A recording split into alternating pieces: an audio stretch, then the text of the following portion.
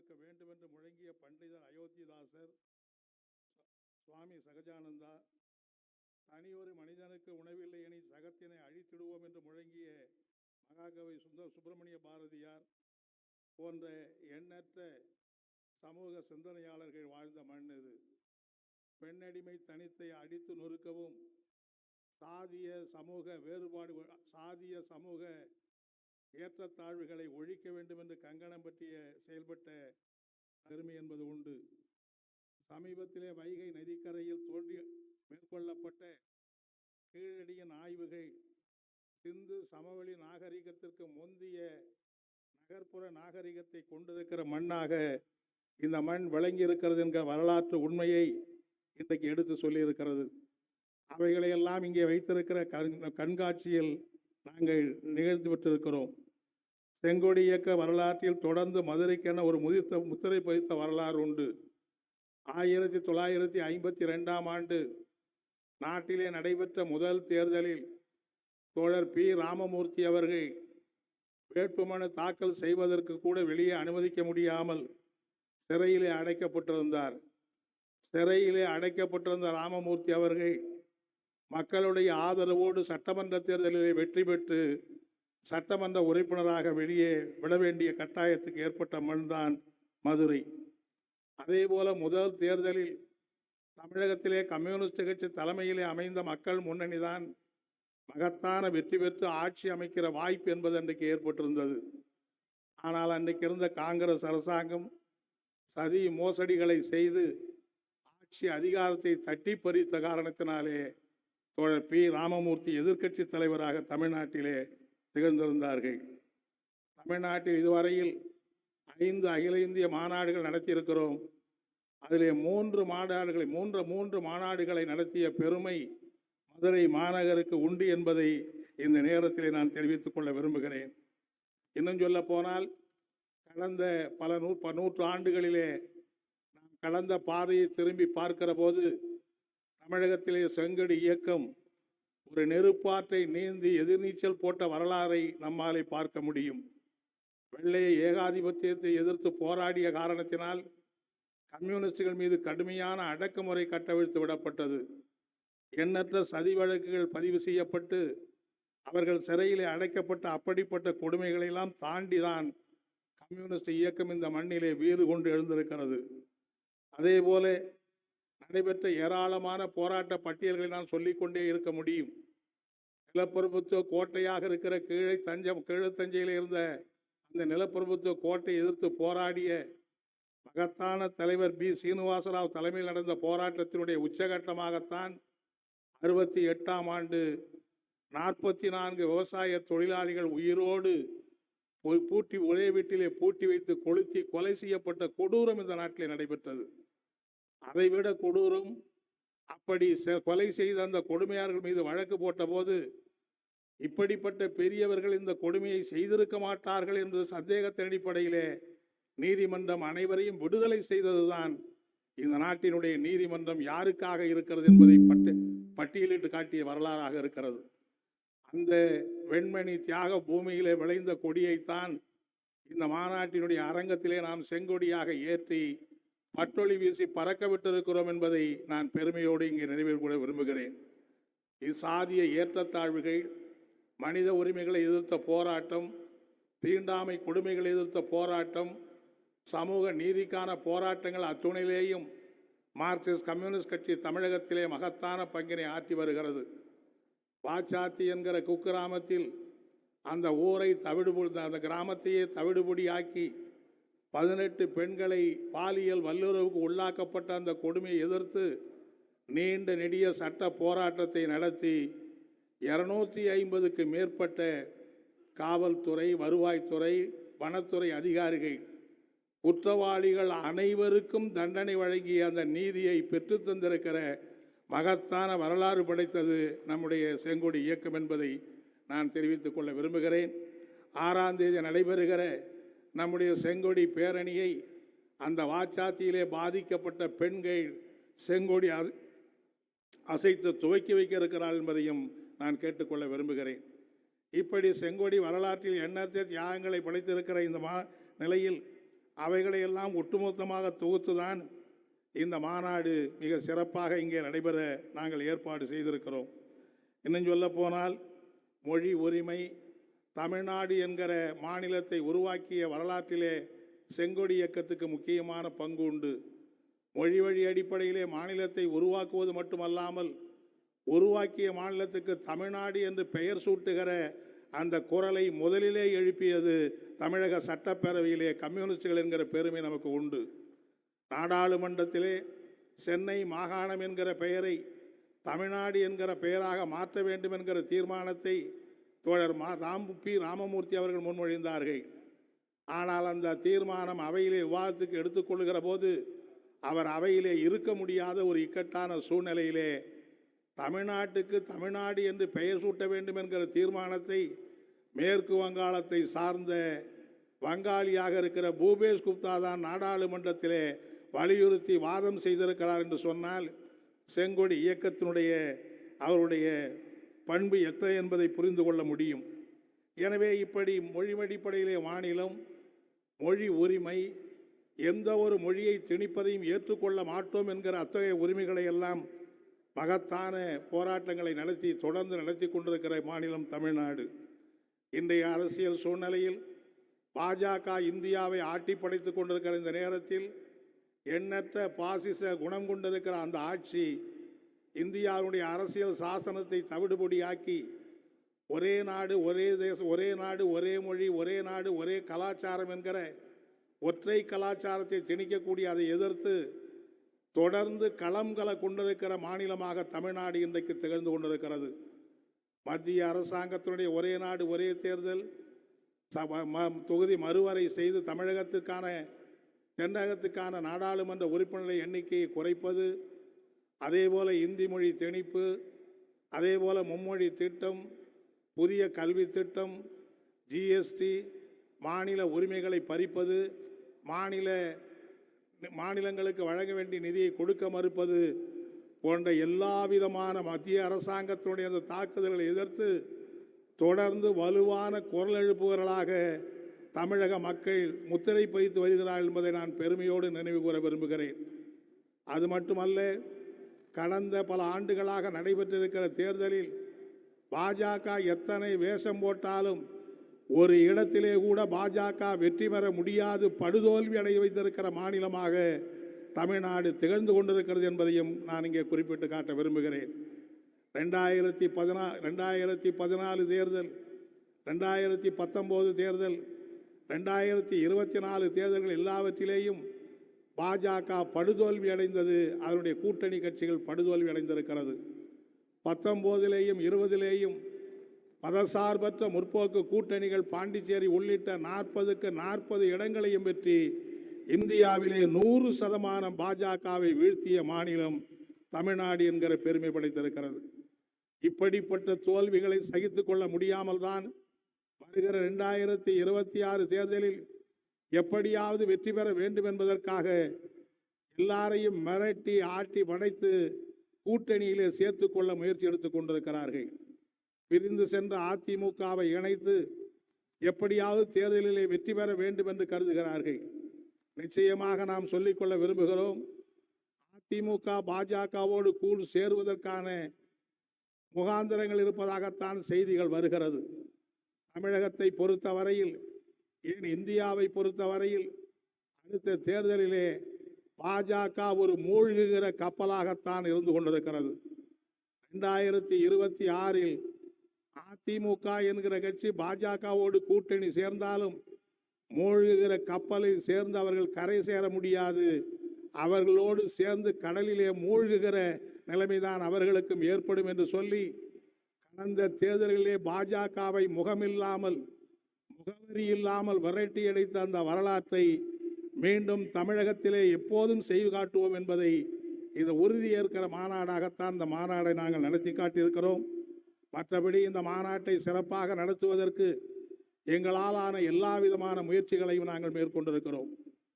மாநில அளவிலே வரவேற்பு குழுக்கள், மாவட்ட அளவிலே வரவேற்பு குழுக்கள், இன்று பல்லாயிரக்கணக்கான ஊழியர்களை இணைத்து இந்த மகத்தான பணியினை நாங்கள் நடத்தியிருக்கிறோம். கடந்த 6 மாத காலத்தில் ஏராளமான கருத்தரங்கங்கள், பட்டிமன்றங்கள், பிரச்சார இயக்கங்கள், சுவர் விளம்பரங்கள், தெருமுனை கூட்டங்கள் என்கிற அடுக்கடுக்கான பிரச்சார இயக்கத்தை நாங்கள் மேற்கொண்டிருக்கிறோம். கலைக்குழுக்கள், நாடக குழுக்கள் மூலமாகவும் தமிழகத்தினுடைய 8 திசையிலையும் எங்களுடைய பிரச்சாரத்தை எடுத்து சென்றிருக்கிறோம். எங்களுக்கு பெரிய மகிழ்ச்சி என்னவென்று சொன்னால், மார்க்சிஸ்ட் கம்யூனிஸ்ட் கட்சி தமிழகத்திலே ஒரு மிகப்பெரிய வாக்கு வங்கி படைத்திருக்கிற கட்சி என்று சொல்லாவிட்டாலும் கூட, நாங்கள் இந்த நேரத்தில் தமிழகத்தினுடைய வீடு வீடாக சென்று நிதி வசூலுக்கு சென்றபோது, நாங்கள் சென்ற இடங்களெல்லாம் மக்கள் தாராளமாக நிதியை வாரி வழங்கியிருக்கிறார்கள். நாங்கள் அணுகியதில் 98% மக்கள் எங்களுக்கு இன்முகத்தோடு நிதியை வழங்கி இந்த மாநாட்டை வெற்றி பெறுவதற்கு உதவி செய்திருக்கிறார்கள். சொல்லப்போனால் நிதியளித்தவர்கள் எல்லாரும் நம்முடைய ஆதரவாளர்கள் என்று சொல்ல முடியாது. நமக்கு நேசம் நமக்கு நம்முடைய உறுப்பினர்கள் என்று சொல்ல முடியாது. பல்வேறு அரசியல் கட்சியிலே இருக்கிற உழைப்பாளி மக்கள் கூட மார்க்சிஸ்ட் கட்சி என்று சொல்லுகிற போது அவர்கள் மன வாஞ்சையோடு நிதியளித்திருக்கிற அந்த பெருமையை எட்டி பார்க்கிற போது, நிச்சயமாக பல்வேறு அரசியல் கட்சிகள், அரசியல் சார்பற்ற மக்கள் மத்தியிலே கூட மார்க்சிஸ்ட் கம்யூனிஸ்ட் கட்சி அவருடைய இதயத்திலே ஒரு நிரந்தரமான இடத்தை பிடித்திருக்கிறது என்பதை எங்களால் அடையாளம் காண முடிகிறது. எங்களை எல்லாம் நெகிழ்ச்சி அடைகிற பல சம்பவங்கள் இருந்தாலும், குறிப்பாக சொல்ல வேண்டும் என்று சொன்னால், பச்சிளம் குழந்தைகள், 5வது, 6வது, 8வது, 10வது படிக்கிற பிள்ளைகள் தங்களுடைய பெற்றோர்கள் கொடுத்திருக்கிற ₹1, ₹2 என்கிற அன்றாட செலவுகளை சேர்த்து வைத்து அவர்களுக்கு வேண்டிய பொருட்களை வாங்கி கொள்வதற்காக அந்த சேர்த்த பணத்தை அவர்கள் மனமு வந்து மேடைகளிலே மார்க்சிஸ்ட் கம்யூனிஸ்ட் கட்சியினுடைய பணிக்காக நாங்கள் இதை ஒப்படைக்கிறோம் என்று அவர்கள் ₹1000, ₹2000 அள்ளி கொடுக்கிற நிகழ்ச்சி எங்களை மிகவும் நெகிழ்ச்சியடை செய்திருக்கிறது என்பதை நான் பெருமையோடு சொல்லி காட்ட விரும்புகிறேன். எனவே மக்களுடைய இதயங்களிலே இடம்பெற்றிருக்கிற அந்த மகத்தான ஆதரவை அமைப்பு ரீதியாக வலுப்படுத்துவதற்கு அடுத்த கட்ட நடவடிக்கைகள் தான் நம்முடைய முக்கியமான கடமை என்கிற அடிப்படையிலே தான் இந்த மாநாட்டை வெற்றிகரமாக நடத்துவதற்கு நாங்கள் பணியாற்றியிருக்கிறோம் என்பதை இந்த நேரத்திலே தெரிவித்துக் கொண்டு, இன்னும் சொல்ல போனால் இந்த மாநாடு எல்லாவிதமான ஏற்பாடுகளையும் செய்தாலும் கூட வந்திருக்கிற பிரதிநிதிகளுக்கு 5 நாட்கள் 6 நாட்கள் அவர்கள் தங்குவதற்கான ஏற்பாடுகள் செய்வது, இந்த மாநாட்டிலே முதன்முறையாக ஏக காலத்திலே மொழிபெயர்க்கிற அந்த தொழில்நுட்பத்தை உட்பட பயன்படுத்தி இந்த மாநாட்டு ஏற்பாடுகளை நாங்கள் செய்திருக்கிறோம். எல்லா ஏற்பாடுகளையும் நாங்கள் செய்தாலும் எங்களையும் மீறி உங்களுடைய தேவைகளை முழுமையாக பூர்த்தி செய்வதிலே சில குறைகள், சில பற்றாக்குறைகள் ஏற்படும் என்று சொன்னால் அதையெல்லாம் நீங்கள் பொறுத்தருள வேண்டும் என இந்த நேரத்திலே உங்களை கேட்டுக்கொண்டு, நிச்சயமாக இந்த மாநாடு நடத்துவதன் மூலம் தமிழ்நாட்டிலே மார்க்சிஸ்ட் கம்யூனிஸ்ட் கட்சி ஒரு வலுமிக்க இயக்கமாக மாற்றுவதற்கான அந்த உறுதியை நாங்கள் ஏற்றுக்கொள்கிறோம். இது வெறும் கூடி கலைகிற மாநாடாக இருக்காது. நாளைய தினம் மாநில உரிமைகளை பாதுகாக்கிற கருத்தரங்கம் இங்கே நடைபெற இருக்கிறது. தமிழக முதலமைச்சர் கலந்து கொள்கிறார்கள், கேரள முதலமைச்சர் கலந்து கொள்கிறார், நம்முடைய கர்நாடகத்தினுடைய அமைச்சர் சுதாகர் கலந்து கொள்கிறார், நம்முடைய ஒருங்கிணைப்பாளர் தோழர் பிரகாஷ் அவர்களும் கலந்து கொள்கிறார்கள். 6ஆம் தேதி 5 லட்சம் மக்கள் மதுரை மாநகரை குலுங்க செய்யக்கூடிய அளவுக்கு 25,000 செந்தொண்டர் பேரணியோடு மகத்தான ஒரு வெற்றி விழா, மகத்தான அந்த பேரணி நடைபெற இருக்கிறது. எனவே இந்த மாநாடு கூடி கலைகிற மாநாடாக இருக்காது.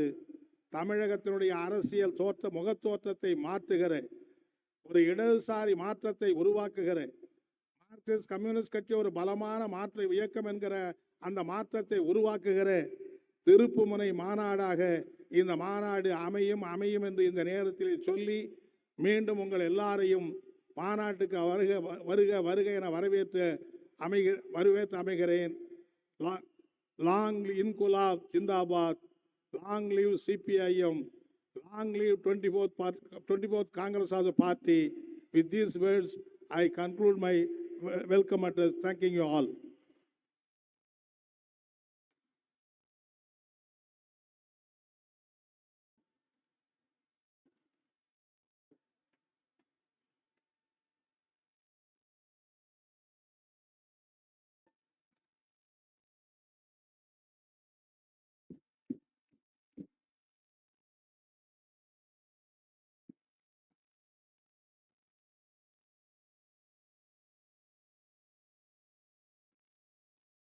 Comrade Prakash Karat, Coordinator of the Politburo of the Communist Party of India, Marxist. Comrade K. Balakrishnan, Chairman of the Reception Committee, constituted for the 24th Congress being held at Madurai. Leaders of the left parties on the dais, respected elders, mothers and sisters, brothers, delegates, distinguished guests and friends. Vanakkam, Namaskar. We are assembled here in Madurai for the 24th Congress of the Communist Party of India, Marxist. Madurai has a rich history as an ancient city and a seat of Tamil culture. Madurai is also a center with a vibrant tradition of the communist and working class movement. Many stalwarts of the communist movement hail from here or worked in this city. P. Ramamurthy and N. Shankaraya are two prominent such names. I welcome Comrade D. Raja, General Secretary of CPI, Comrade Dipankar Bhattacharya, General Secretary of CPI-ML Liberation, Comrade Manoj Bhattacharya, General Secretary of RSP, and Comrade G. Devarajan, General Secretary of AIFB, who are attending this inaugural session. Their presence augurs well for the strengthening of left unity in the country. I should mention, I had the privilege to attend the 9th Congress of the CPIM held in Madurai in 1972 as a delegate. I would also like to mention that it was the first Congress for me to attend as a delegate. So it's a very historical thing for me. On this occasion, I extend my warm revolutionary greetings to the lakhs of party members, supporters, and left sympathizers of the country as a whole, and in particular of Madurai and Tamil Nadu. The 24th Congress of the CPIM is taking place at a time when American imperialism is becoming more assertive after Donald Trump took over the presidency. From the very first day of his second term, the Trump has been moving in the specific direction to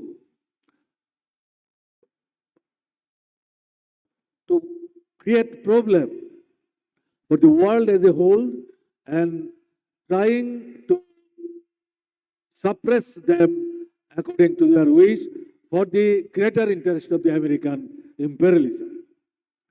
Therefore, the coming days will see tumultuous developments, and we must be prepared to step up our anti-imperialist campaigns and struggles. 11 years have elapsed under the Modi government. It has seen the consolidation of the Hindutva authoritarian regime. At no time has the axis between big corporates and the RSS BJP been so strong and blatant. The result has been subversion of democracy, secularism, and federalism.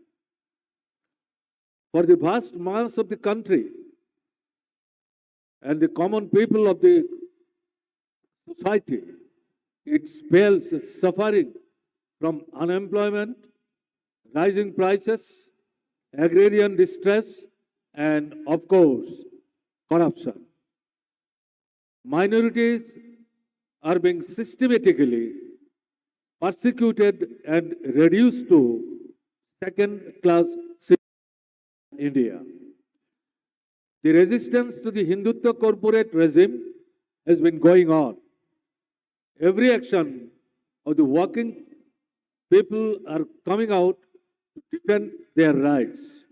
In this connection, I salute the workers of the Samsung India factory who conducted a successful 38-day strike in Kanchipuram, braving all sorts of odds and repression. The 24th Congress will discuss and show the way for uniting all secular and democratic forces to fight, isolate, and defeat the BJP and, of course, RSS. It will discuss how to widen and intensify the struggles of the working class, peasantry, urban and rural poor, and champion the rights of the Dalits, Adivasis, women, and of course, minorities. The Party Congress has on its agenda how to enhance the independent strength of the party by expanding the political, ideological, and organizational activities, waging the multifaceted struggles against Hindutva ideology and communal forces has to take center stage. A strong party organization is required to implement the political line of the mobilizing the millions of working people and the youth. The party must have its organization at the workplace and the residential areas too. An organization capable of connecting with the people and launching struggles of the working people of our country. Let the 24th Congress be a landmark in the ongoing struggle to defeat the forces of reaction and to go forward building a left and democratic alternatives. With these few words, I would like to conclude. Thank you all. Now, I would request Comrade Prakash Korat, coordinator of the Politburo of the Communist Party of India Marxist, to deliver his speech.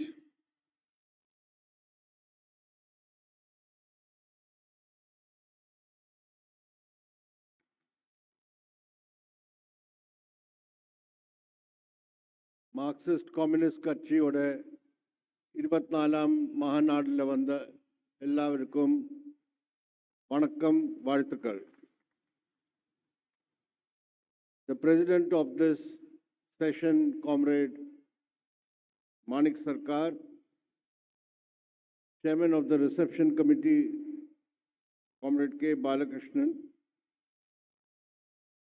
Comrade D. Raja, General Secretary of the Communist Party of India, Comrade Dipankar Bhattacharya, General Secretary of the CPI-ML Liberation, Comrade Manoj Bhattacharya, General Secretary of the Revolutionary Socialist Party, Comrade G. Devarajan, General Secretary of the All India Forward Bloc, dear delegates, distinguished guests, and friends. I convey my warm greetings to all those who have gathered here on the inaugural session of the 24th Congress of the Communist Party of India Marxist.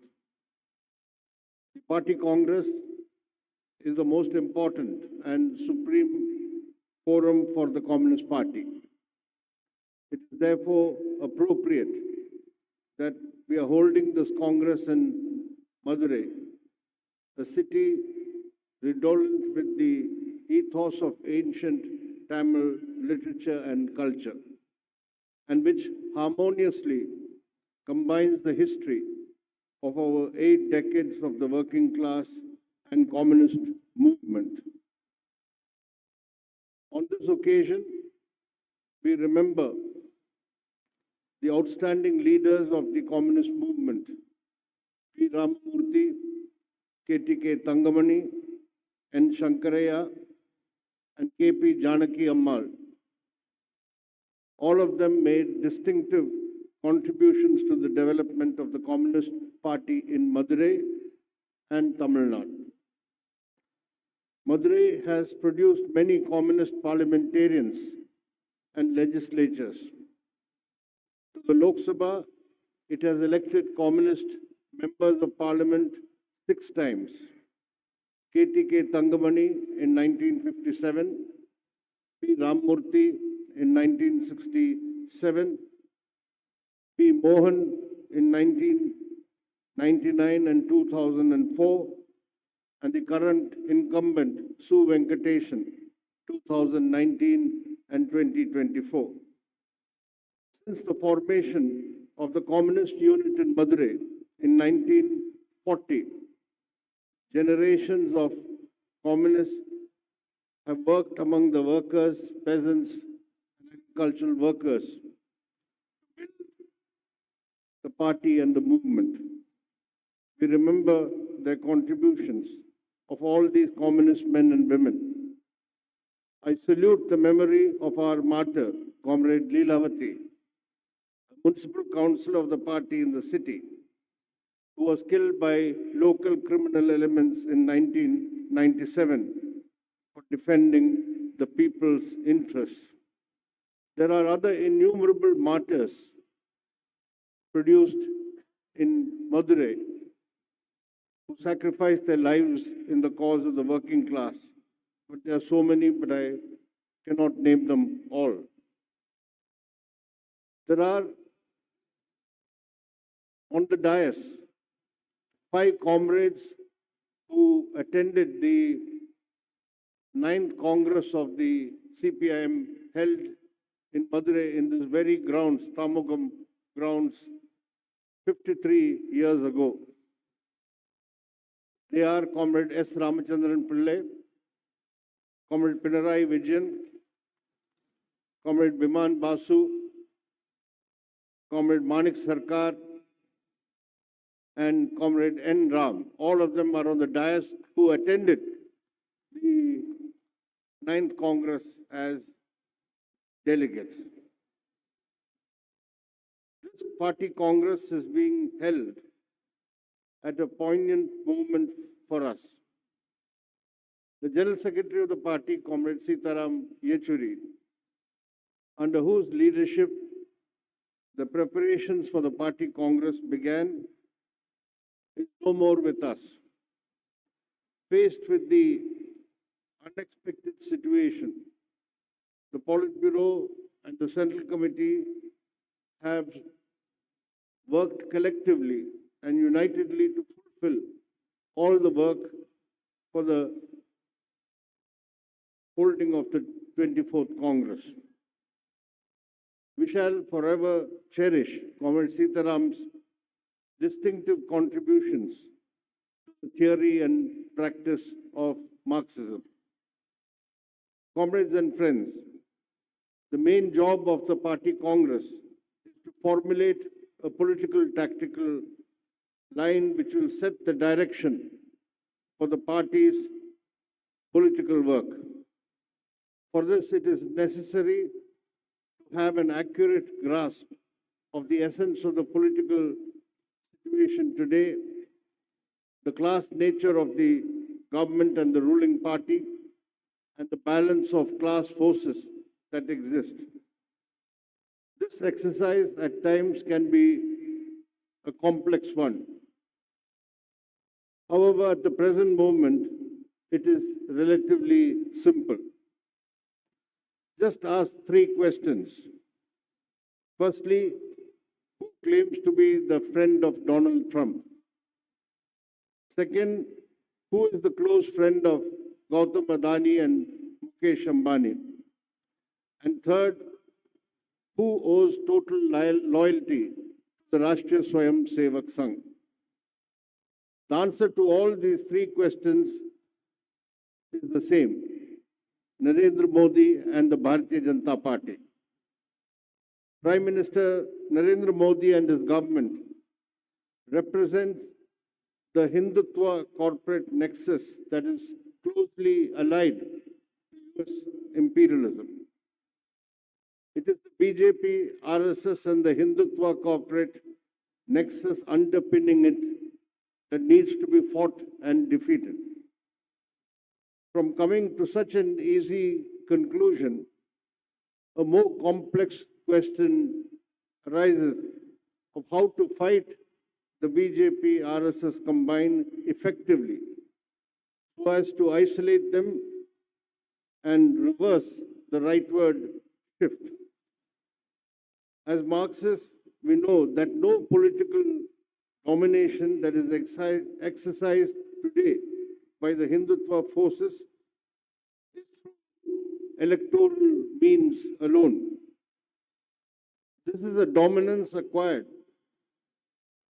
through the influence of the Hindutva forces that they exercise in the ideological, cultural, and BJP, RSS, and the Hindutva forces. The party and the left have been conducting many struggles in defense of the people's livelihood and against the onslaughts of the neoliberal policies. But the masses who have mobilized in these struggles will be politicized only if there is a vigorous campaign amongst them against the reactionary and divisive Hindutva communalism. What is called for is the integration of the struggle against Hindutva communalism and the struggle against neoliberal policies.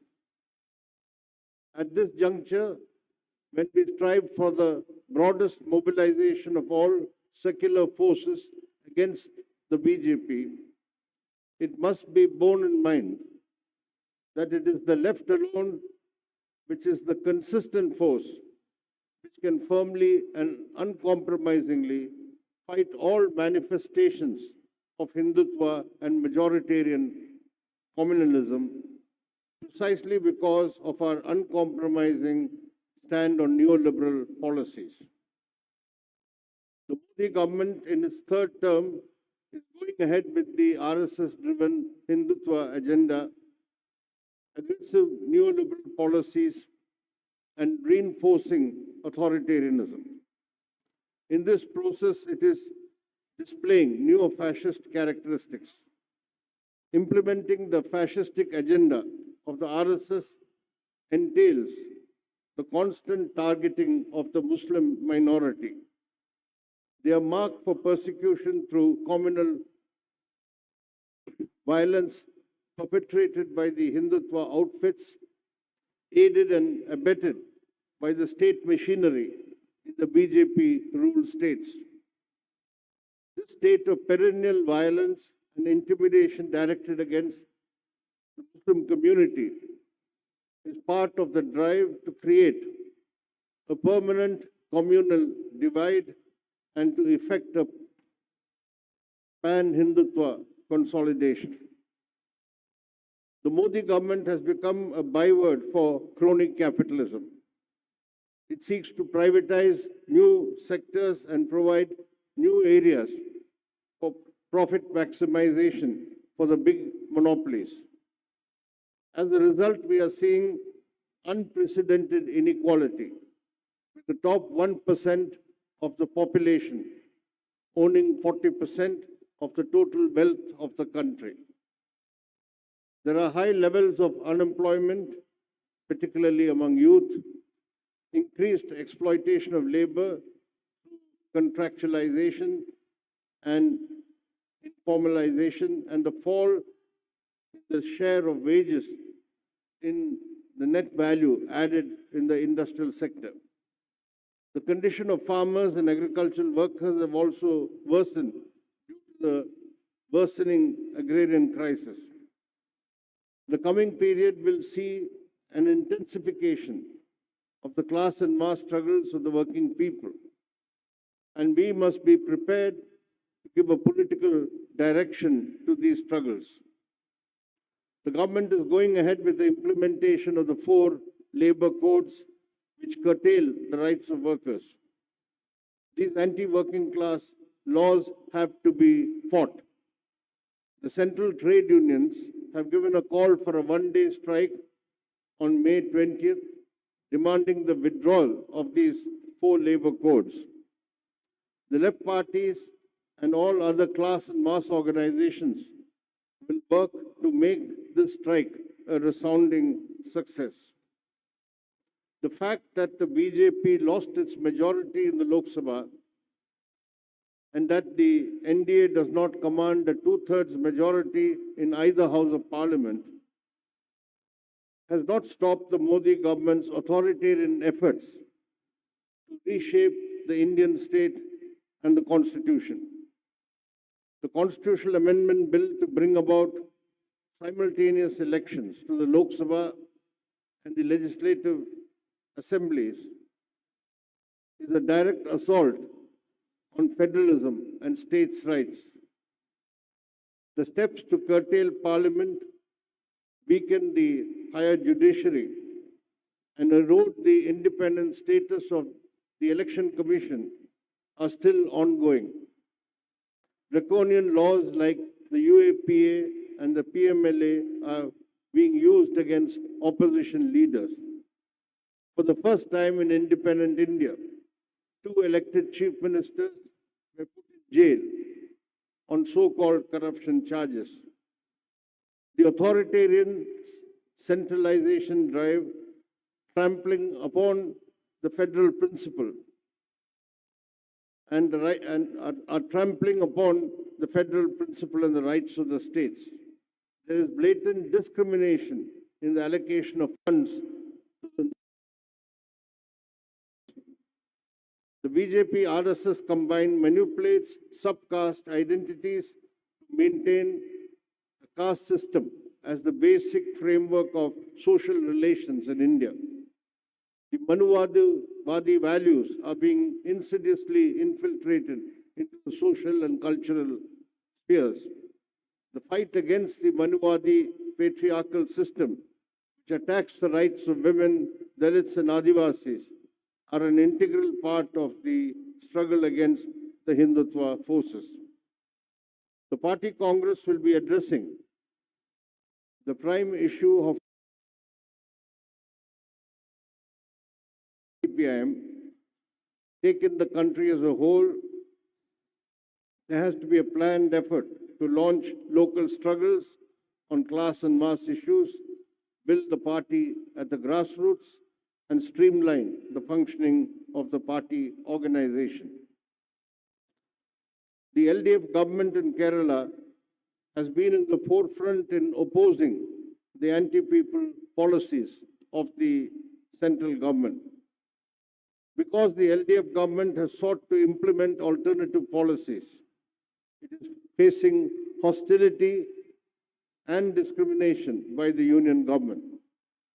The ongoing struggle in defense of federalism and states' rights by the LDF and the people of Kerala is an important part of the All India fight in defense of federalism and against authoritarianism.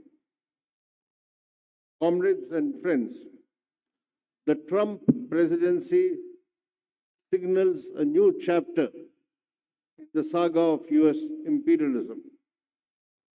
Here is a more naked form of imperialist aggrandizement, territorial annexation and squeezing the resources of even close allies is the norm. Trump is supporting Netanyahu's plan to obliterate the Palestinians from Gaza. Trump is taking aggressive steps against many countries of the global south. Despite all these, Prime Minister Modi remains supine and proclaims his fealty to Trump. the repercussions for our country are going to be severe. The Modi surrendering India's vital interests on tariffs, on purchase of energy supplies and military equipment.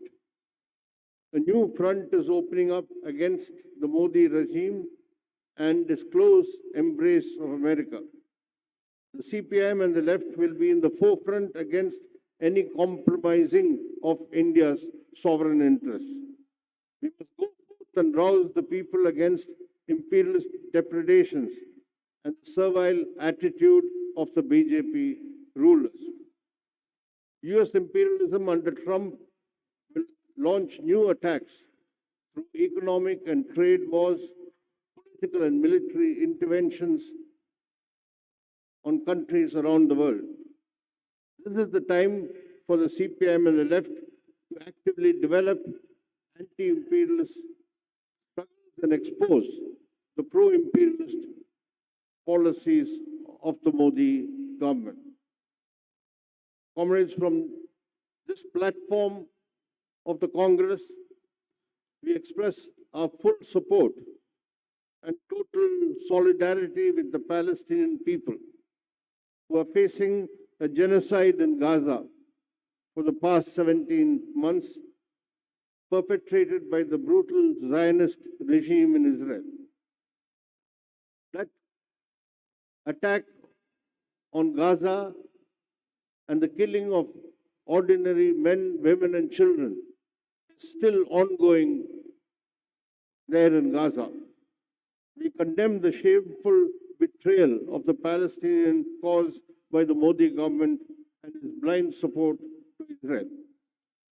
We also greet the heroic people of Cuba and the Cuban government who have been valiantly opposing the inhuman economic blockade, which is now being further tightened by Trump, which has been imposed for more than 6 decades. We will always stand in support with socialist Cuba. Comrades and friends, this is the time to strengthen left unity and expand left intervention. The left is the only consistent force against neoliberal capitalism and firmly defend the interests of the working people. It is the left which has the ideological wherewithal and convictions to fight and counter Hindutva neo-fascism. It is only the left which can lead the fight against the imperialist designs on our country. The CPIM will work with all left forces to go forward towards the building of a left and democratic alternative.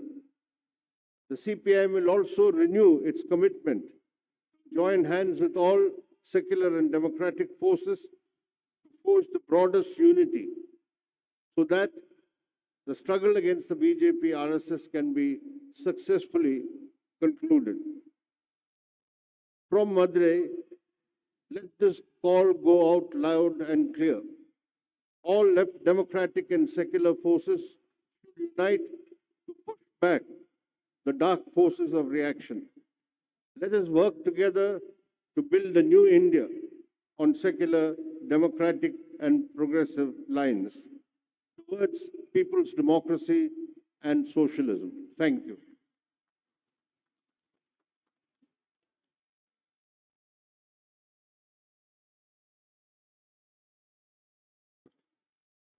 Now, I would request Comrade D. Raja, General Secretary of CPI, to address this inaugural session of the 24th Party Congress of Communist Party of India, Marxist.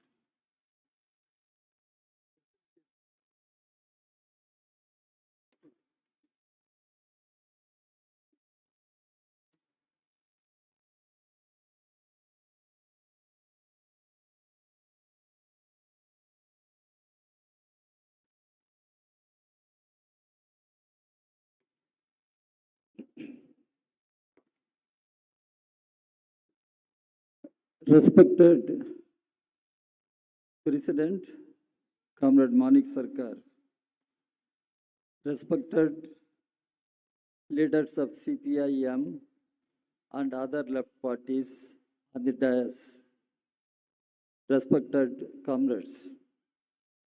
On behalf of the Communist Party of India, I extend our revolutionary greetings to all of you. Lal Salam, comrades. Comrades, I would like to warmly acknowledge the CPIM for holding this important party congress in Madurai. Madurai, a city where in the past the undivided Communist Party of India held one of its decisive congresses, drawing strength from the militant tradition of Tamil Nadu. The militant tradition of the working people, the peasantry, the socially oppressed sections of Tamil Nadu. Today, we stand in the land of Tamil Nadu, where the comrades who laid their lives not only for freedom from colonial rule, but also for freedom from feudalism, caste tyranny, and exploitation.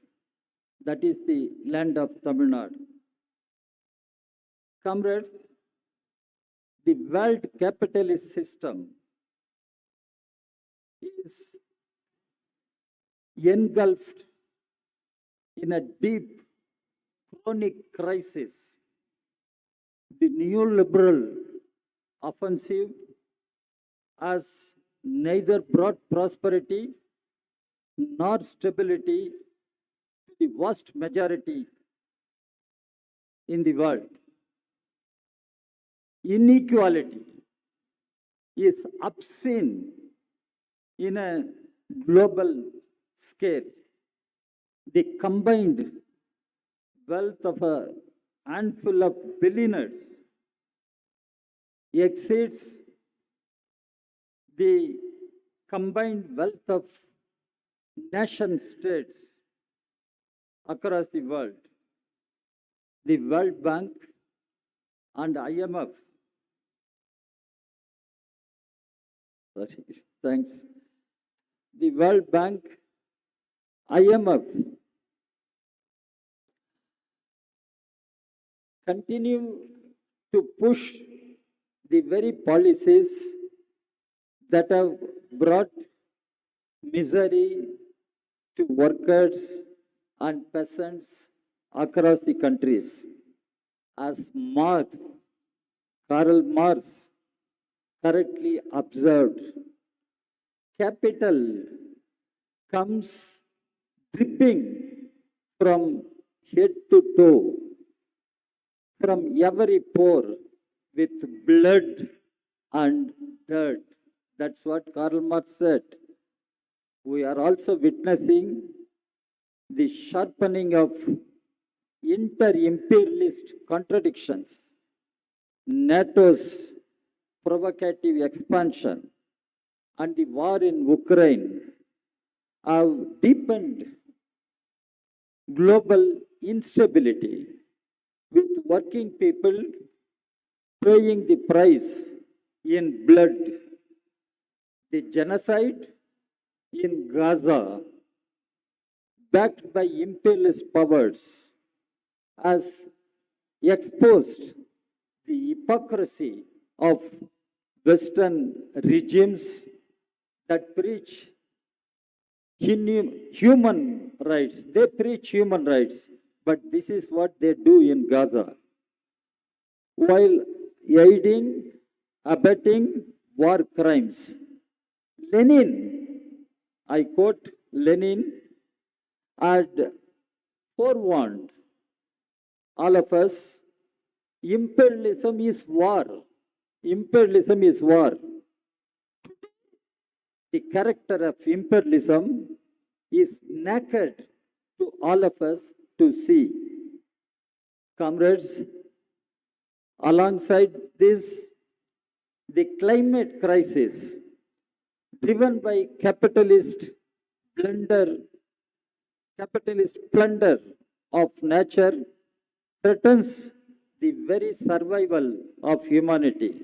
Yet, the ruling masses are busy building fortresses for the rich, leaving the masses to perish, adding fuel to the fire. The rise and consolidation of the obscurantist international right-wing forces serve only to divide, confuse, and to immobilize the working people from their primary task, their real task of overthrowing the system of exploitation. That is their primary task. Comrades, coming to national situation, India,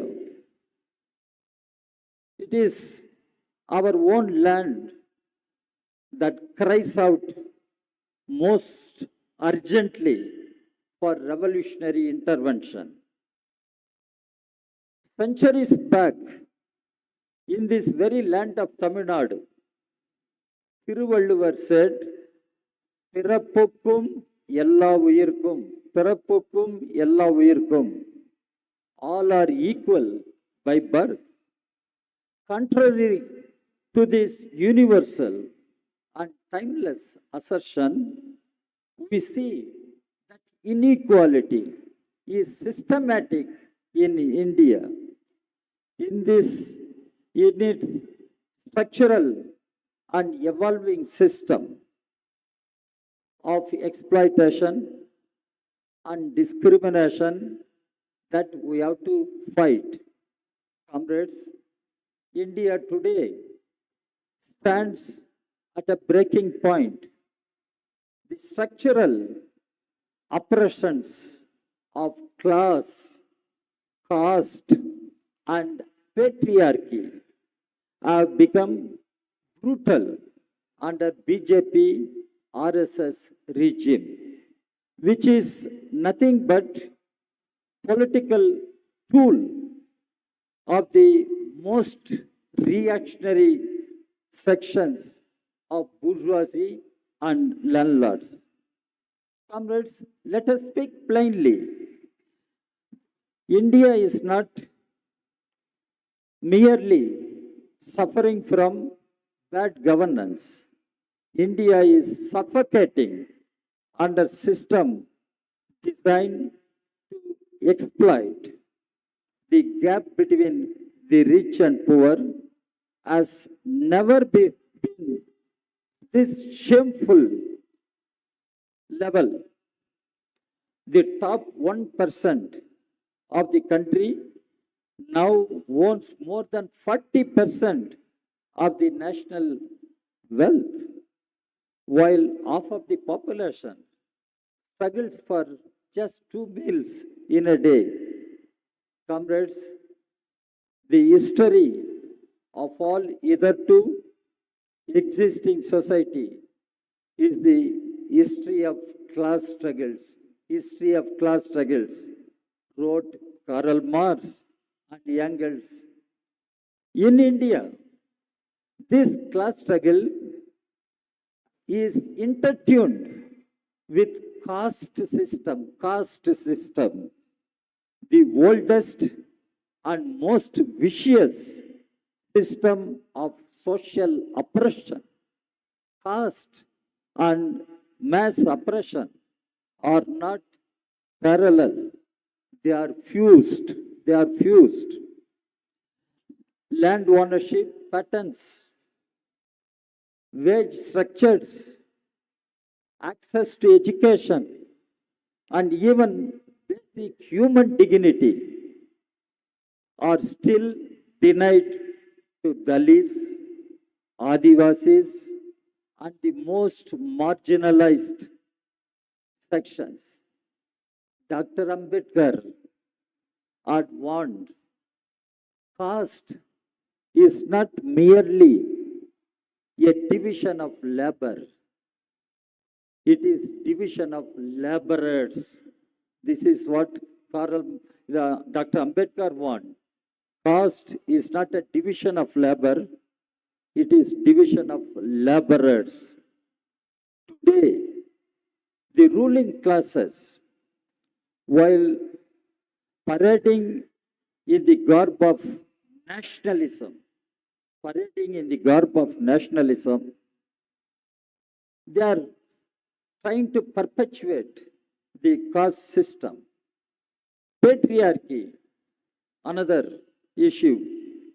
Two, thriving under the regime.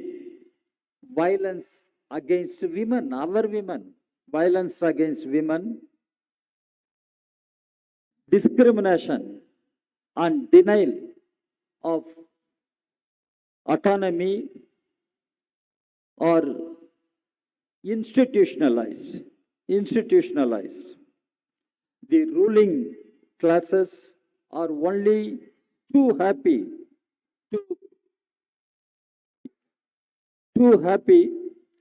to use patriarchy. You know what is patriarchy? To divide and dictate the working people. Comrades, unemployment is pushing the youth to hopelessness. Our youth do not see any bright, certain future. It is pushing our youth to hopelessness. Agrarian distress is driving our farmers to commit suicide. The public education and health sectors are being systematically destroyed. The working people's rights to organize, to dissent, to dream are under relentless attack. Trade unions are demonized. Universities are turned into RSS laboratories. Journalism, media people are sitting. Journalism is criminalized. The secular democratic fabric of the Indian Republic is being torn apart, thread by thread. Above all, comrades, the RSS BJP combined is openly targeting the very constitution of India. It is seeking to dismantle the fundamental pillars: socialism, secularism, federalism, and social justice. Their assault on our republic is systematic and ideological. RSS as an organization follows deeply the divisive, communal, and fascist ideology. It is inspired from Mussolini and Hitler and follows their organizational principles. BJP is the political wing of RSS, and among with several other organizations known as Sangh Parivar. The Sangh Parivar shares a fascist contempt for democracy. Sangh Parivar, they share the fascist contempt for democracy and believes in making representative institutions like the parliament redundant. Parliament is becoming increasingly redundant. Corporate ruled India, where majoritarianism and caste capital will dominate without restraint. Without restraint. This is in India in which we are living. Bhagat Singh had said, revolution is inalienable right. It is our inalienable right of mankind. Freedom is an imperishable birthright. Freedom is imperishable birthright. He raised this slogan fighting the British Raj. He was fighting the British Raj. The time has come to follow his words and reclaim our freedom from RSS, BJP Raj. That is the challenge we face today. If we go by what Bhagat Singh has said, the task before communists. Comrades, the present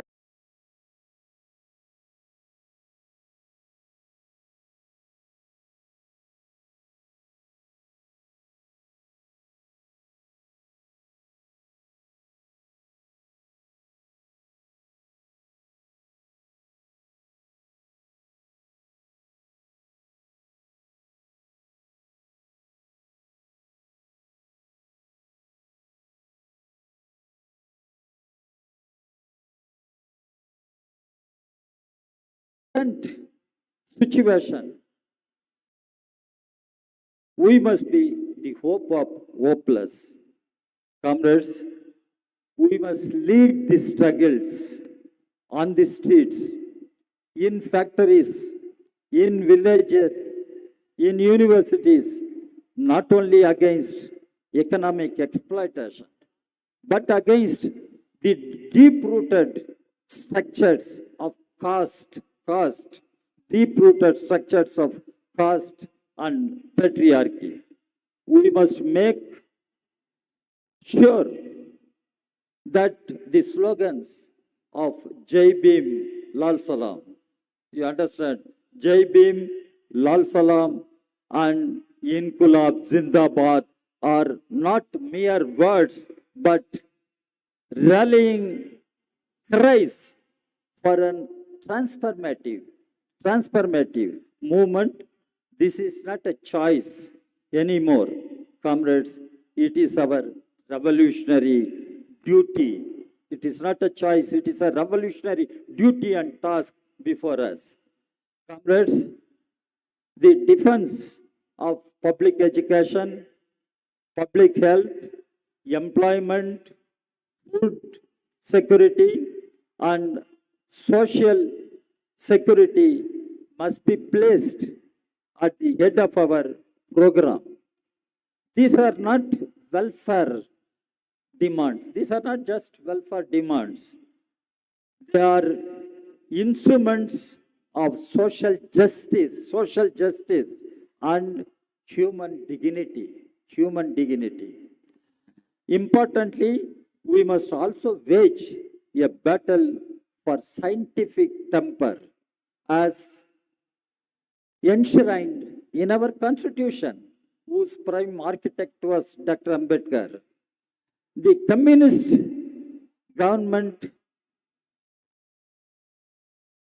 must boldly take up the challenges of using science and technology, including digital tools and artificial intelligence in our time. In the service of the people, we must fight for universal access to knowledge. Our people should have universal access to knowledge, technological equality, and against the commodification of science It was Lenin, I quote Lenin, after all, who told us communism is Soviet power plus electricity. It must be communist strength plus democratized technology in our time. Communist strength and democratized technology. What is the road ahead, comrades? Comrades, the time is not for hesitation, but for action. Time is for action, not for hesitation or moving away from the mainstream battle. The time is not for hesitation, but for action. The situation is grave, but it is also pregnant with possibilities.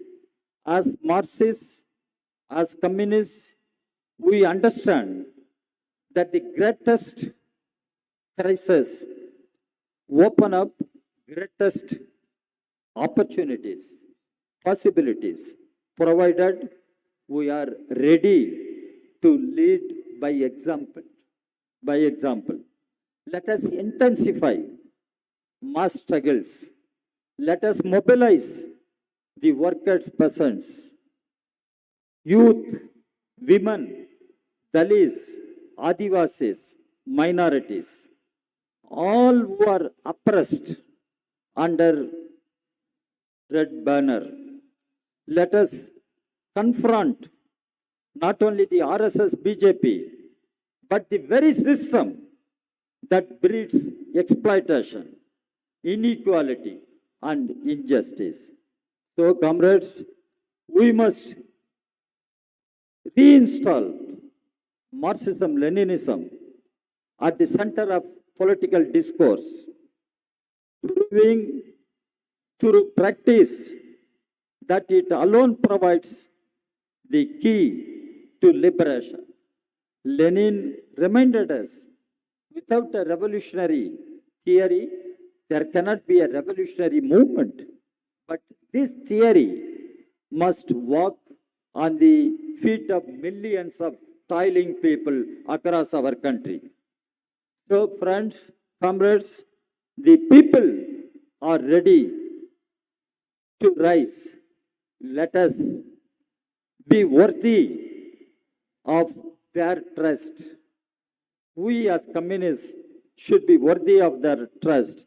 Let us hold high the red flag, the symbol of hope, the symbol of the future. The only path forward is to unite and fight. Unite and fight. I wish this party congress of CPM a big success. Lal Salam, comrades. Inqulab Zindabad. Let us unite and fight. Let us move forward and liberate our country from the BJP Raj. Thank you very much.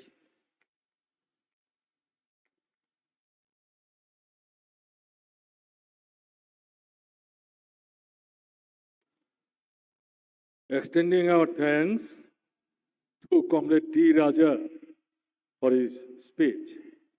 Now, I would invite Comrade Dipankar Bhattacharya, General Secretary, CPIML, Liberation, to address this gathering.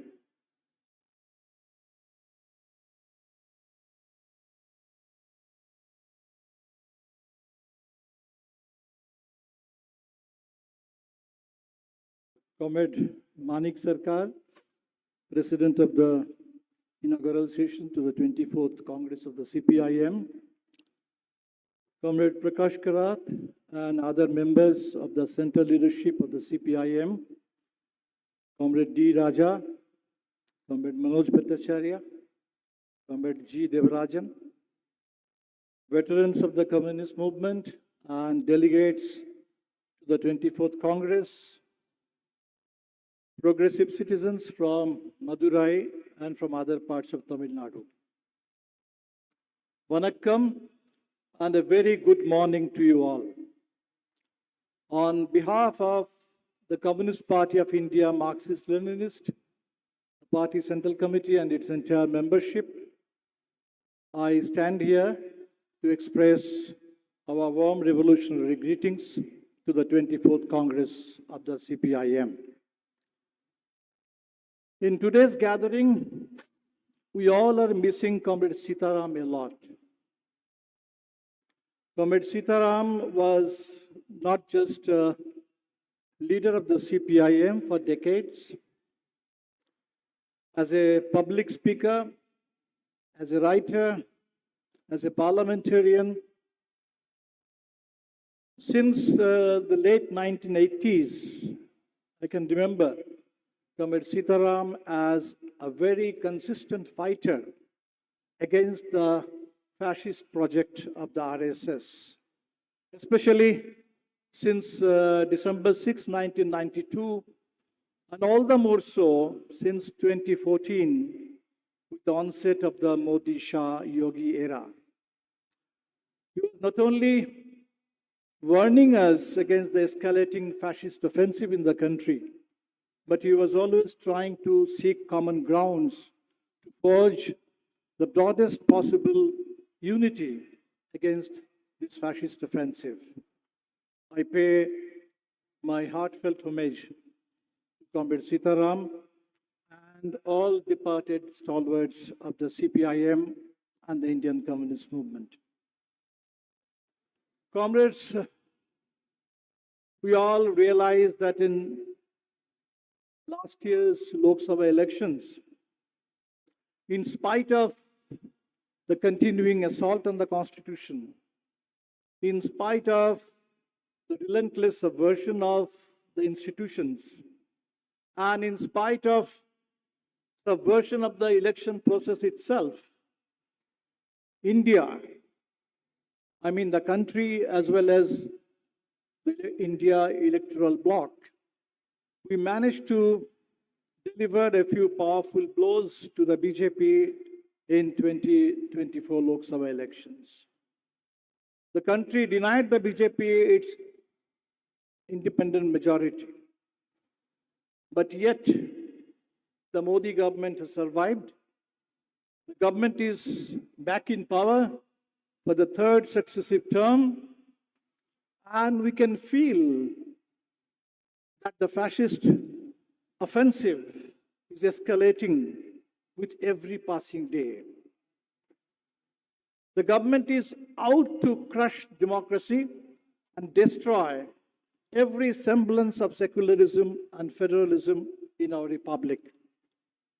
So in this 75th year of the adoption of the Constitution and the foundation of the republic, we must therefore, we the people of India, must therefore resolve to unite ever more closely and fight with ever greater courage, strength and determination this fascist offensive. We in the left camp are of course united on a whole range of issues, and we are together in a whole range of battles. We are together in the battle against the attempted corporate takeover of agriculture. We are together in the fight against privatization and the draconian labor codes. We are together in the fight against the new education policy, which threatens to take education away from the reach of the poor, of the deprived sections of the people, and to regiment India's campuses and curricula in a way to suit the Hindutva agenda and to stifle every voice of dissent and opposition. But today I would like to briefly draw your attention to certain other issues which I think deserve our urgent attention. Amit Shah has set a deadline by March 2026 to make India Naxal free. As we assemble here in Madurai, perhaps we will get to know that there is an encounter going on, a fake encounter going on somewhere in Chhattisgarh. They call it Operation Kagar. the final mission. And this is already there are figures of several, including perhaps more than 100 Operation Kagar since December 2023, when the BJP returned to power in Chhattisgarh. And I did not tell you that this is bound to be replicated across India, everywhere.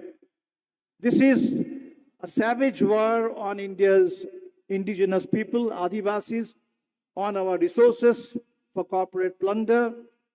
This is an ideological witch hunt, which is not just against Maoism or Naxalism, which is bound to attack every ideological stream and every stream of political opposition in the country, which dares to question and oppose the fascist forces in power.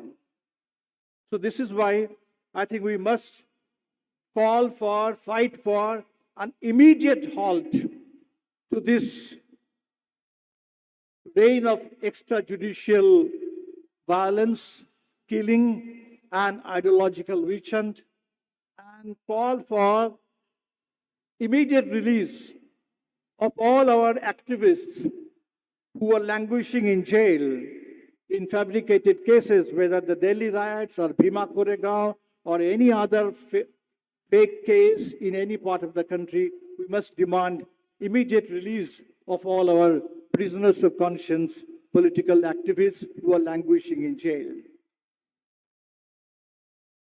Islamophobia. It has become an undeclared core principle of governance in India today. The state continues to target the Muslim community in the name of Uniform Civil Code or in the name of Waqf regulation. The bill probably is going to be placed today in Parliament.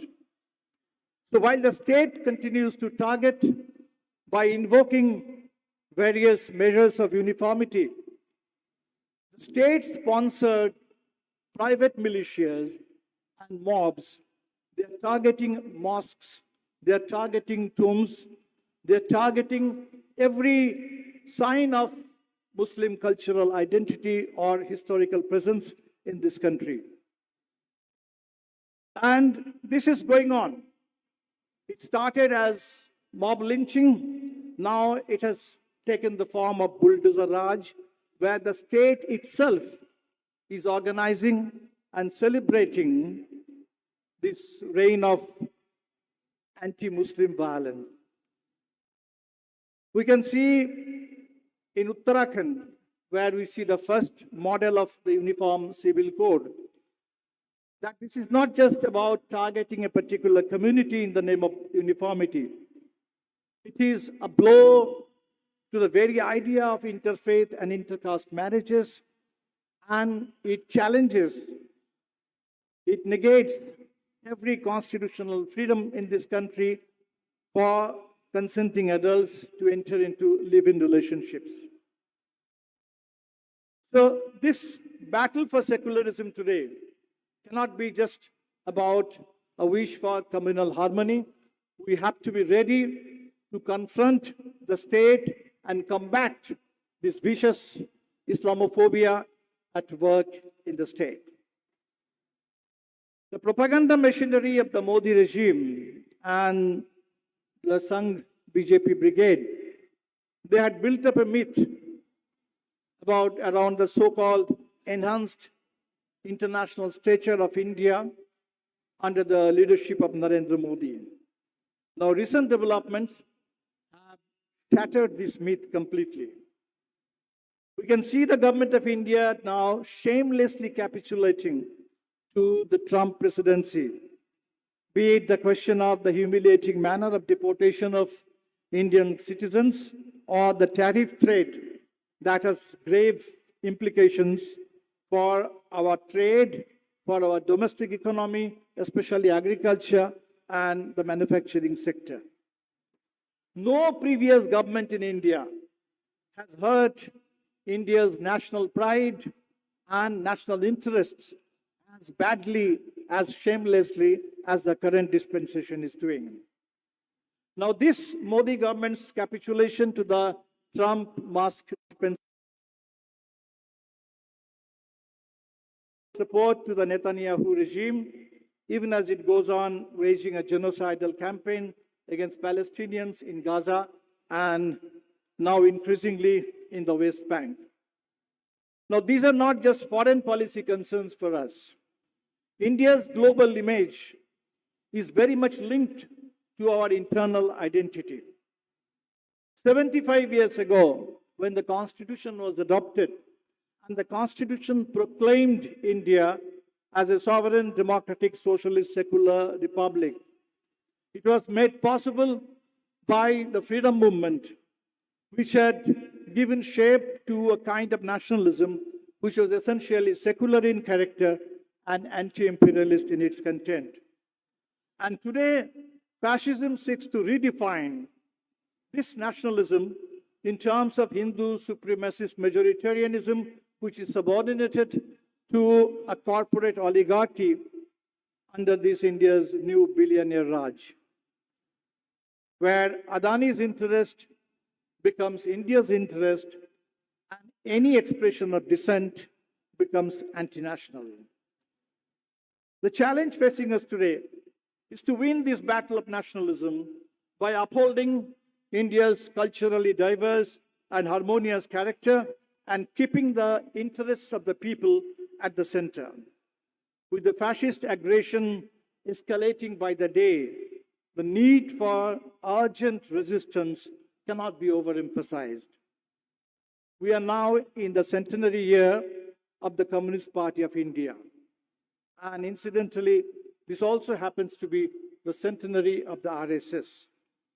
All through India's freedom movement and the subsequent decades of parliamentary democracy in independent India, the communist ideology has fought relentlessly against the fascist design of the RSS. For large parts of these 100 years, the RSS remained quite isolated. But today, as it operates from the vantage position of state power, it is doing everything it can to embed and entrench itself firmly in every domain of the state and every sphere of the society. The electoral strength of India's communists has, of course, suffered some major setbacks in recent decades. But we must not let that weaken the communist resistance to the fascist threat. With closer unity and cooperation in all spheres of collective action, today's generation of inheritors of India's rich and glorious communist legacy can surely turn the tables on the fascist forces.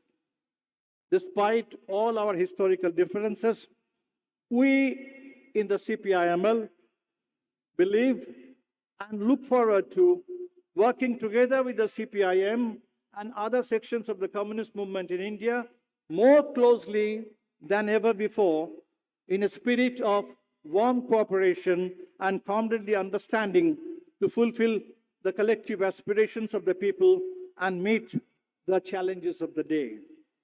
I wish the 24th Congress of the CPIM every success in this critical phase of India's progressive democratic movement. We are in an unprecedented situation. There is no phase in the past history of independent India which even remotely resembles the kind of threat that we are facing today to the basics of India's constitution, to the basics of India, to the basics of any modern civilized democratic country. So this is why I wish you every success.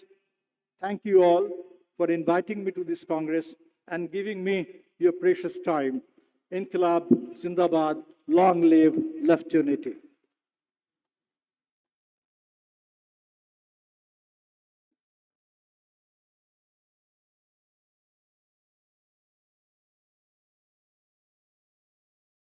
Extending our thanks to Comrade Dipankar Bhattacharya for his speech.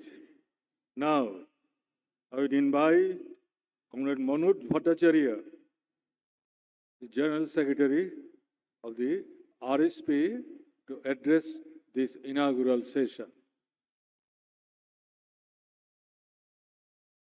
Respected Comrade President, respected leaders sitting over the dais, the respected leaders of the CPI, CPI-ML Liberation, Forward Bloc, and all respected delegates and friends.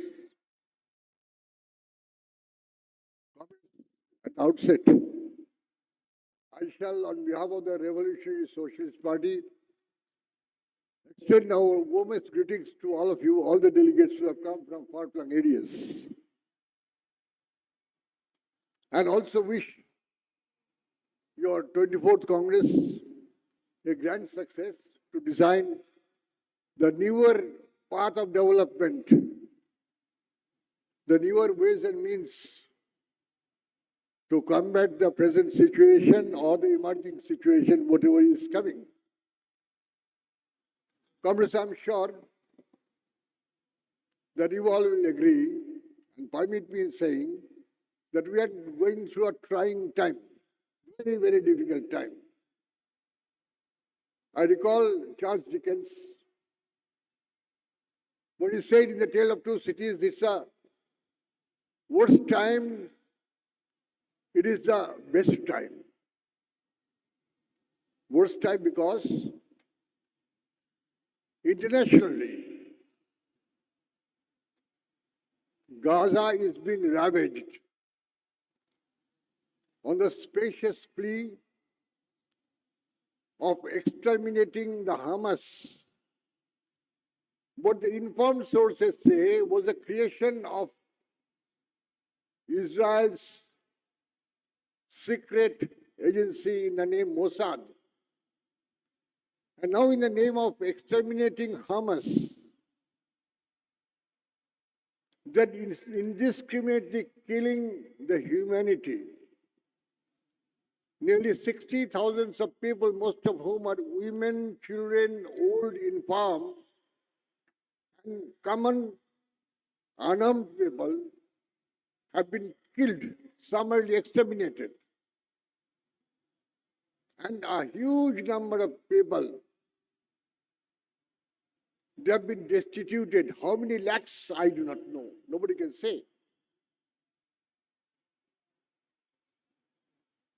And it started some 27th of October 2023, and it's continuing till now. The conscience of the international community is not responding the way it should. I'm sorry, I'm not going to name any nation. And we are perturbed, we are disturbed, we are dismayed, we are disgruntled. Now, if I draw a parallel, in India, only a few days back, the infamous Home Minister of India, Mr. Amit Shah, told that by 1926, we shall exterminate the Maoists. One is exterminating the Hamas and killing the common people, and another is trying to exterminate Maoists and killing the common people. In Gaza, their people are being evicted only to pay way for Mr. Donald Trump, the neo-fascist ruler of the United States of America, to develop his real estate there on the bank of the Mediterranean Sea, a land of 41 kilometers and 12 kilometers. And in India, in Gadchiroli, in Bastar, in Sukma, almost in entire Chhattisgarh, in the name of exterminating the Maoists, the village people are being exterminated. The village people are being killed. I know, I'm certain that, I know it very well, that I am also running the risk of being termed as urban Naxal. I don't mind. But there is a parallel. One is being done for the benefit of the international capital, benefit of finance capital, and other is done for the benefit of Adanis and Ambanis, because that area, the areas which are being inhabited by the Adivasis, those areas are generally mineral-rich areas. As in West Bengal or in Jharkhand, the Adivasis are being disturbed. There are attempts, there are designs to disturb the Adivasi-dominated places. This is the worst of time. And the best of time, if we come to best of time, we shall be taking so much of time. I don't have that time. But I'll say that we have got to be extremely careful, because our cause is to uphold the cause of humanity. When you talk of socialism, it is a humanity that we want to establish in this world, in this inhuman world today.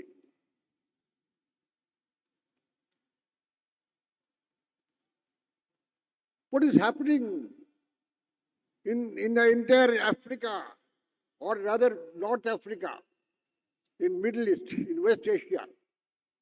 Because the crisis of capitalism, international capitalism, the crisis of finance capitalism, those cannot be contained now.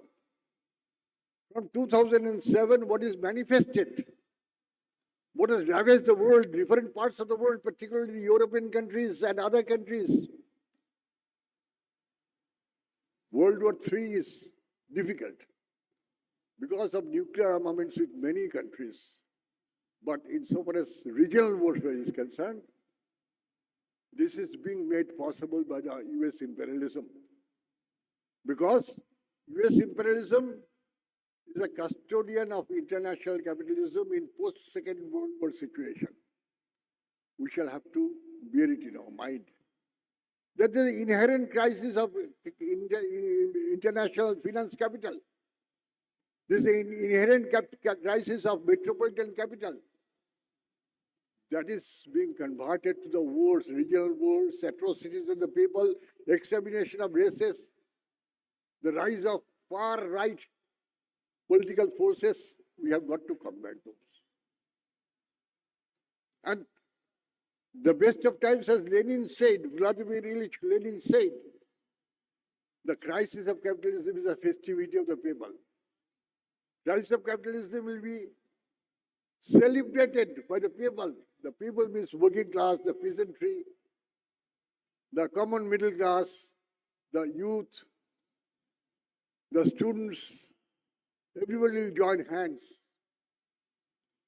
to make it a best of time. By dislodging the capitalists, by dislodging the finance capital from the citadel of power in different countries. In India, if we come back to India, we are worried. The democratic rights are being trampled at will. The constitution is being trampled, and as well as deserted.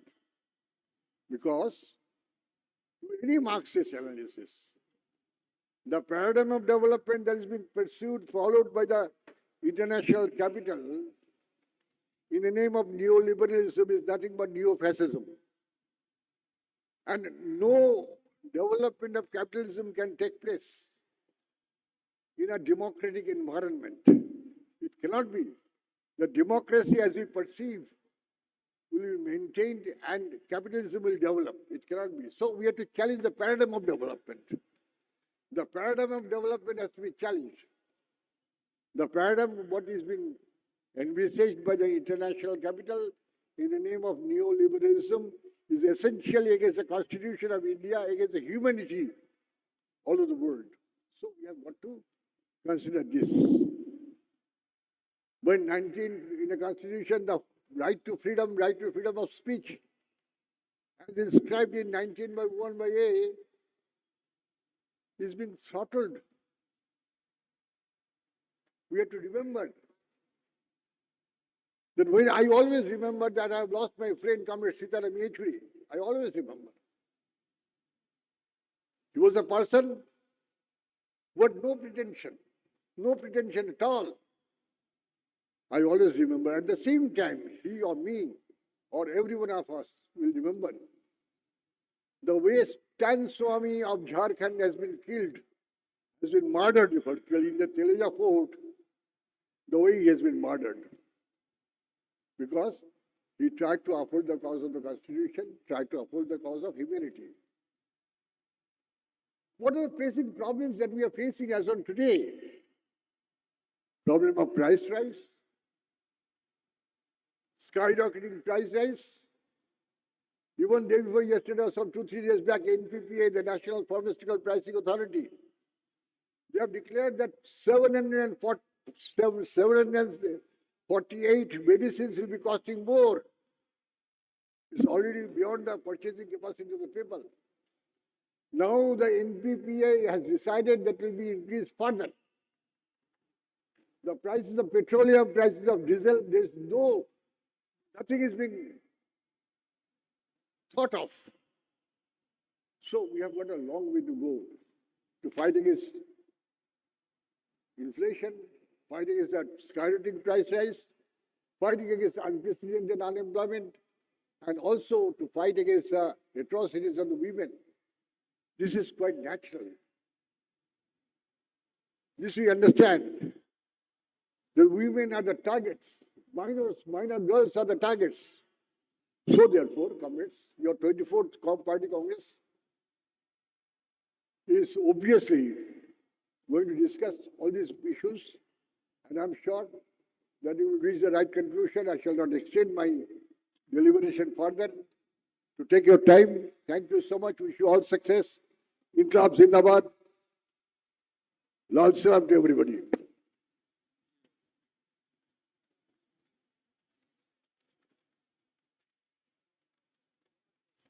Extending our thanks to Comrade Manoj Bhattacharya for his deliberation. Last speaker, G. Devarajan, General Secretary, Forward Bloc of India. I am inviting him to deliver his speech on this inaugural session.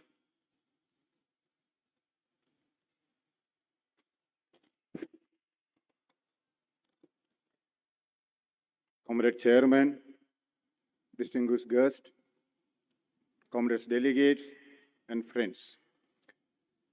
Before I greet this 24th Congress of Communist Party of India Marxist, I would like to pay my respectful homage to Comrade Sitaram Yechury, Comrade Buddhadev Bhattacharya, Comrade Kodiyeri Balakrishnan, Comrade Shankaraya, and other leaders of Communist Party of India Marxists who left us during this period. In fact, Comrade Sitaram Yechury and myself were together in a meeting at Harkishan Singh Surjit Bhavan on Cuba and Palestine, just 1 week before he was hospitalized. I still saw his face here, his easygoing body language, his gentle demeanor, his oratorical eloquence. I can't forget, because when I reached Delhi as a student leader, I used to get advice how can be a true left activist. So, Comrade Sitaram Yechury ko Lal Salam.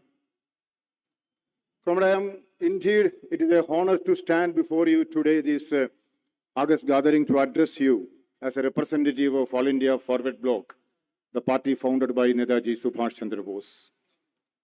On this momentous occasion of 24th Congress of CPIM, I extend my sincere and heartfelt greetings and best wishes to all the delegates, leaders, and members. I deem it is not just a gathering of minds. It is a reaffirmation of a shared commitment, a commitment for justice, equality, and socialism.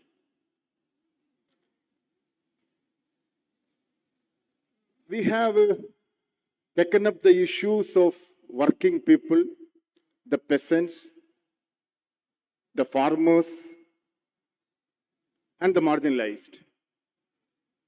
We have taken this issue with unwavering commitment. Our dedication to this cause of these working people, the peasants, for social equality, that is why we are the credible political force in India, the left parties. Comrades, the left parties have played and continue to play a crucial role in Indian politics as a corrective force.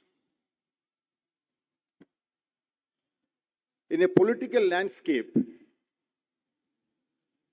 that often seems dominated by corporate interest, neoliberal policies, and the concentration of the power in the hands of a few, we on few stand as the conscience of the nation. We are the voice of the people, those who have been silenced by the forces of exploitation. We become the voice of the voiceless. Because left, whenever the left parties are mobilizing the people, we are getting incredible support from the masses. When we are organizing peasant movement, trade union movement, youth movement, the growing support. See, in India, there are 11 central trade unions. Out of 11 central trade unions, 7 trade unions are holding red flag, except INGUC, BMS, or SEVA, or LPF and LPF. 7 central trade unions are holding red flag. The trade unions are mobilizing the people both from informal and formal sector. We're getting the growing support on the street, in the factories, on farms, and in the hearts of millions. But we are consistently facing a challenge. If we are facing a challenge, the challenge is translating this growing support, the popular support, into electoral success. We should ask one question. The support we are garnering on the street, why it is not fully converted into the ballot box? Comrade, this is a challenge. It is a challenge, no doubt. But this challenge we have to confront head on, not with despair, with introspection and strategic reimagining of our approach. It is needed. Because nowadays everything is being counted. How much you are representing in the decision-making forums, whether it is parliament or assemblies. We, the left parties, have adapted to the evolving political landscape. Our old methods, though successful in certain context, but it is not sufficient in addressing the complex realities of today's India. It is a fact. So we have to we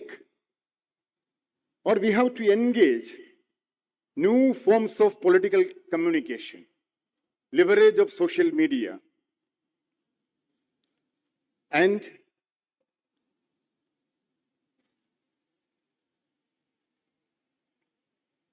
we have to modernize our social outreach without compromising our basic principles.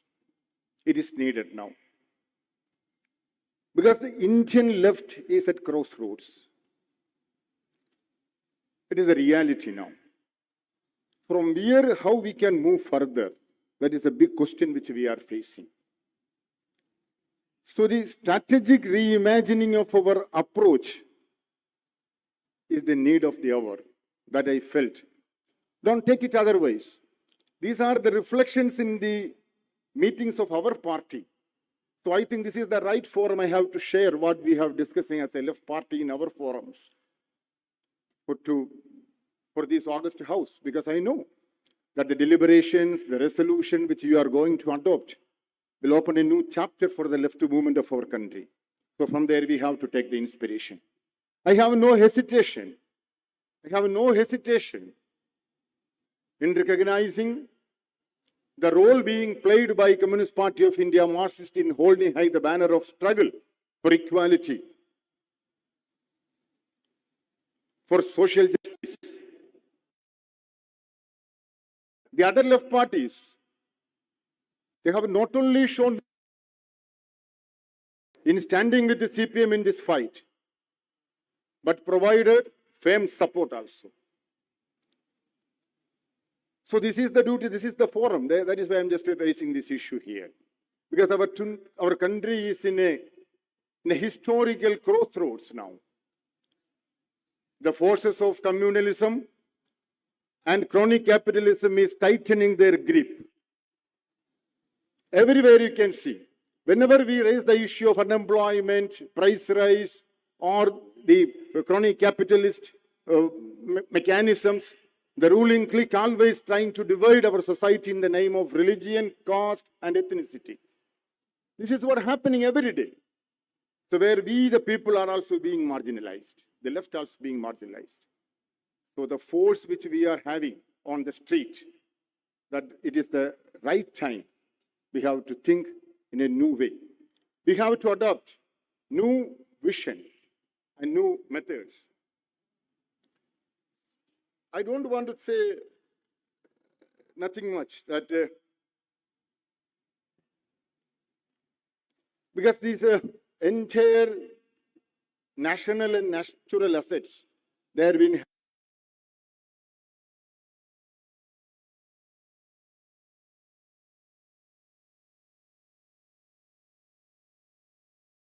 time. So the call for left unity, from this forum also, we used to raise this slogan, left unity. It should not be a political necessity. It is not only a political necessity otherwise. It is a moral imperative. It is a moral imperative, comrades. Otherwise, we will not stand in the long way. I sincerely believe that this Congress of Communist Party of India Marxist will definitely give us new direction, how to take the left movement of our country, and most importantly, that we must stay to our roots for an unwavering commitment to the working people and the marginalized. Our agenda must be centered on their needs, their aspirations, and their struggles. Let us, this Congress, be the beginning of a new chapter. Let us commit ourselves to introspection and to the correction of our courses. Let us engage with the masses with renewed vigor, enthusiasm, and determination.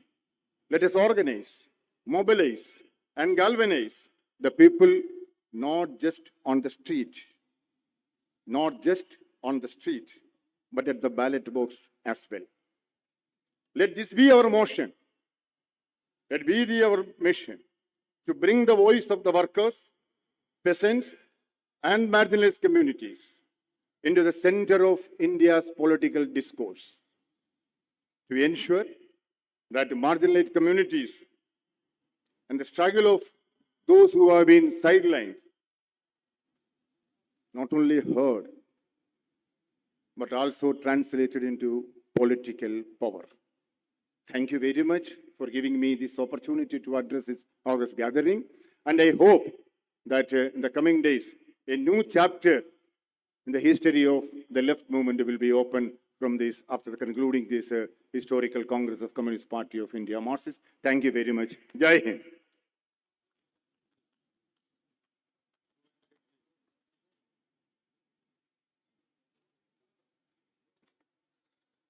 The speeches are over. We like to convey our thanks to Comrade D. Raja, who has delivered his speech to this inaugural session. What I would like to mention, in a big way, you have attended this inaugural session and cooperated with us to conduct this session in a very modest manner. Therefore, I would like to convey our thanks and gratitude to you all. Now, a very small program for felicitation. It will be conducted by the chairman of the reception committee. After that, we will disperse for a few times, and at just 1 p.m., the delegate session will start. So, therefore, I would like to draw the attention of the delegates that they should come to the conference hall just at 1 p.m. Comrade, this is a facilitating momentum. I request Comrade P. Sampath to honor Comrade Biman Basu, who was the senior most leader of our party, and he hoisted the red flag at the venue. Comrade P. Sampath, Biman Basu. Ingi.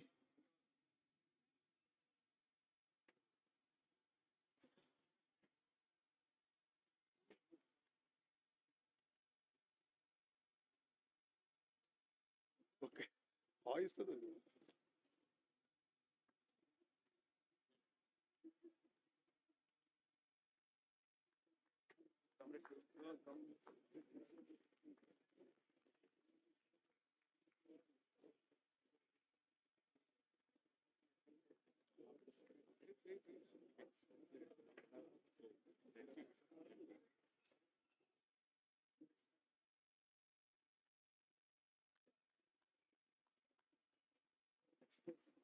I request Comrade U. Vasagi to honor Comrade Prakash Karat, who has inaugurated the conference, our coordinator who inaugurated the conference.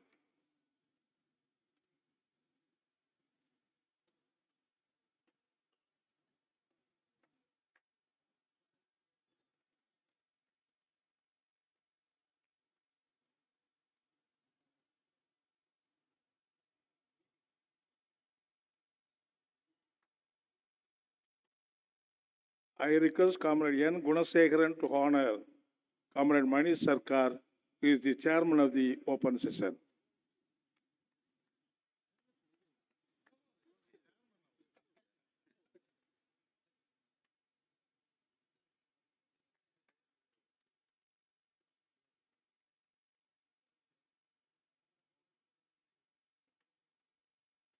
I request Comrade P. Shanmugam, our state committee secretary, honor Comrade D. Raja, who is the general secretary of the Communist Party of India.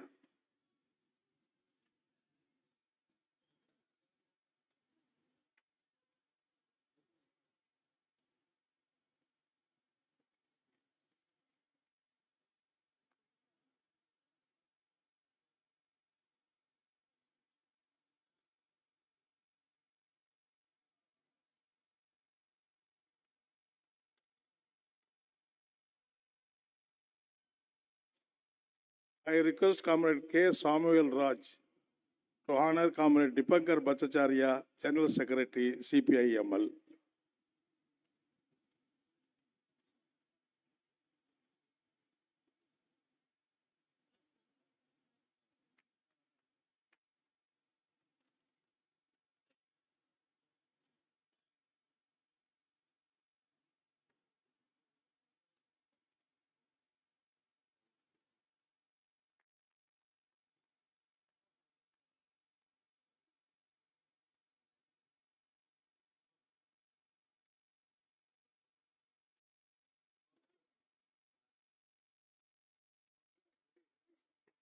I request Comrade S. Kannan to honor Comrade Manoj Bhattacharya, General Secretary, RSP.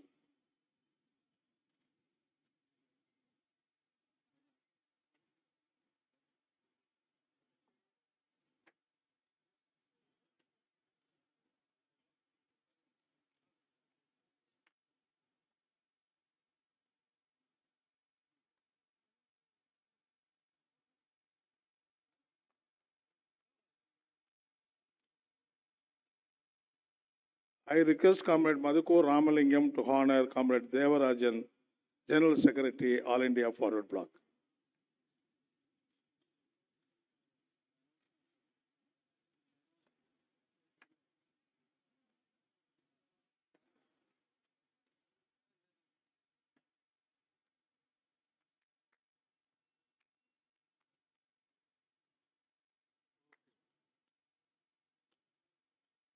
I request all the lefty leaders to join hands for a photo session.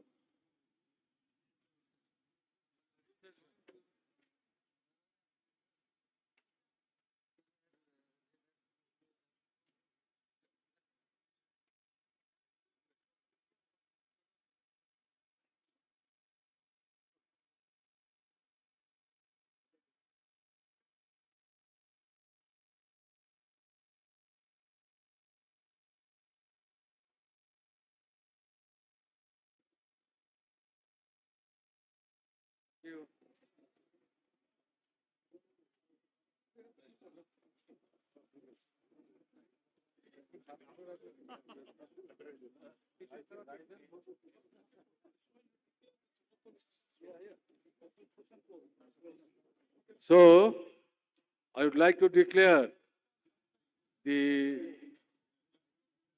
inaugural session is over. Thank you all.